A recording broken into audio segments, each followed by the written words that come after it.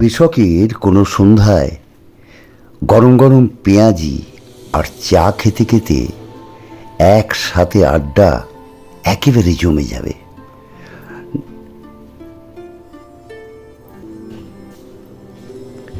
দার্জিলিংয়ের রোপওয়ে, পাহাড় আর কফি ছেড়ে আমরা কৃষকের গোর্খালি হোমস্টেতে এসে আতিথেয়তায় মুগ্ধ হলাম।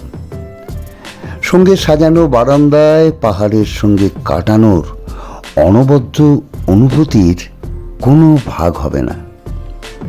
সত্যি এদের আতিথেয়তা মুগ্ধ না হয়ে আপনি পারবেন না।